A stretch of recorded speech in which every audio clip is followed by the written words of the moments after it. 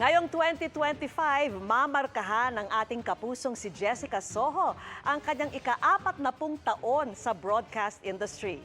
At bilang bahagi nito, ilulunsad ng GMA Public Affairs ang digital archives ng kanyang mga hindi malilimutang storya na nakalipas na 4 na dekada.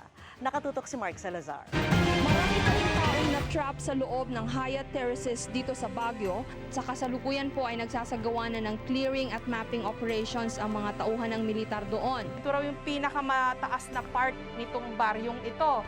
Pero wala rin, naanod din daw yan eh. Haligi ng industriya ng pamamahayag. Sabi, Naging saksi sa iba't ibang makasaysayang mga pangyayari sa iba't ibang panig ng mundo.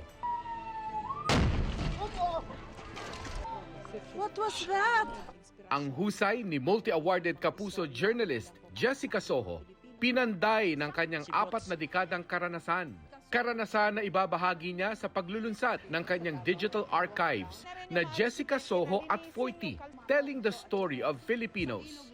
Ang ilan sa mga natatanging niyang ulat sa nakalipas na 4 na dekada, mapapanood sa GMA Public Affairs YouTube channel.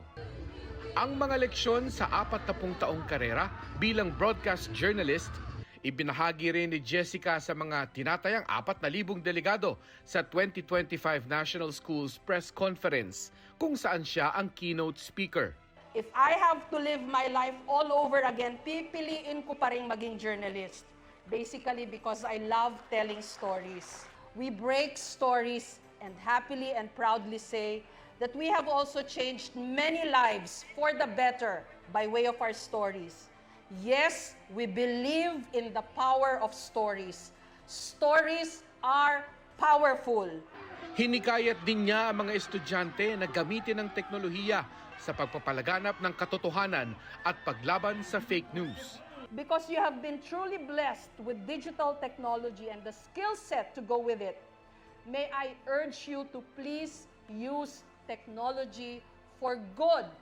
Gamitin nyo ang teknolohiya para sa kabutihan. At the time na medyo binibira ang media with a lot of criticisms, tapos nadidimin din yung profession because of all the fake news that's going around, nakakatuwa, nakaka-inspire that there are a lot of young journalists out there who would still like to become professional journalists. So I think the future is bright for journalism. Ako po ang inyong kapuso, Jessica Soho.